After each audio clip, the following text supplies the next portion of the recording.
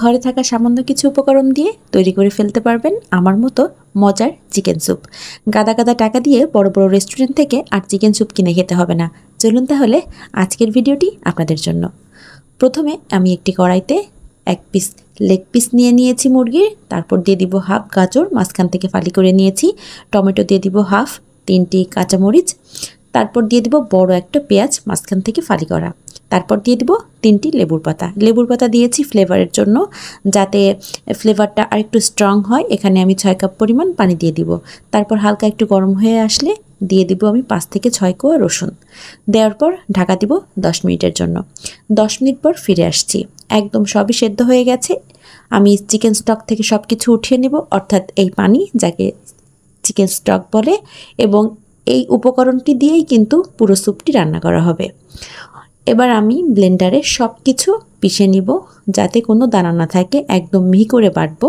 তারপর আমি সবটুকু চিকেন স্টকে ঢেলে দিব। পানিতে দেওয়ার পর সব কিছু একটু ভালোভাবে মিশিয়ে নিব।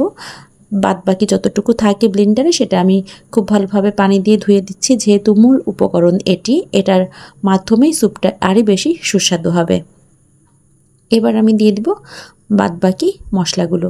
দিয়ে দিলাম সামান্য পরিমাণ গোলমরিচের গুঁড়া, সামান্য পরিমাণ কাশ্মীরি রেড চিলি পাউডার, এটা আপনারা দিলেও পারেন না দিলেও পারেন। দিয়ে দিলাম 2 চামচ টমেটো সস, তারপর দিয়ে দিলাম 2 চামচ সয়া সস।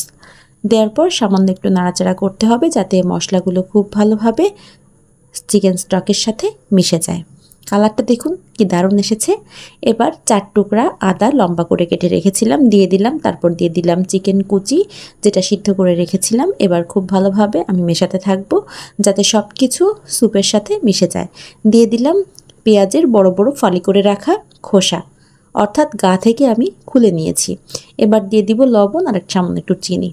চিনিটা আপনাকে দিতেই হবে, কারণ একটু টেস্টের ব্যাপার আছে। তারপর দিয়ে দিব কর্নফ্লাওয়ার গোলানো পানি। আমি এখানে বড় 3 টেবিল চামচ পরিমাণ কর্নফ্লাওয়ার গুলে রেখেছি পানির সাথে। এবার এটা দিয়ে আমি নাড়তে থাকবো যতক্ষণ না পর্যন্ত গাঢ় হয়। এবার আমি দিয়ে দিব সামান্য 2 থেকে 3টা লেবুর পাতা, তারপর দিয়ে দিব কাঁচামরিচ 3টি। আপনারা যদি স্যুপটা একটু ঝাল কম খেতে চান, সেক্ষেত্রে আপনারা লাস্টে কাঁচামরিচগুলো অ্যাড করবেন না। এবার দিয়ে দিব সুইট কর্ন বা ভুট্টা, এটা খাবারের টেস্টটাকে আরও বেশি ফ্লেভারফুল করবে এবং মজা লাগবে। এবার ডিমটা গুলে নিয়েছি আমি। আস্তে আস্তে করে স্যুপের সাথে আমি ডিমটা মেশাবো। আপনারা খুব দ্রুত নাড়তে যাবেন না, তাহলে কিন্তু ডিমটা কেটে যাবে বা ভালোভাবে কিন্তু মিশবে না। আস্তে আস্তে করে দিবেন, একদম রেস্টুরেন্টের মতো একটা লুক দেবে কিন্তু। এবার লাস্টে দিয়ে দিব 1 চামচ পরিমাণ বাটার। এটা দেওয়াতে স্যুপের যে ঘ্রাণটা আসবে, বিশ্বাস করুন আপনারা পাগল হয়ে যাবেন যে বাসায় বসেও এমন সুন্দর স্যুপ তৈরি করা যায়। আপনারা কিন্তু বাসায় অবশ্যই ট্রাই করবেন। তেমন কিছুই না, সবার বাসায় মোটামুটি এই উপাদানগুলো থাকে। ব্যাস হয়ে গেছে, এবার পরিবেশনের পালা। চলুন পরিবেশন করি। দেখুন গরম গরম স্যুপ, বিশ্বাস করুন খুবই স্বাস্থ্যসম্মত এবং খুবই ফ্লেভারফুল এবং খুবই টেস্টি।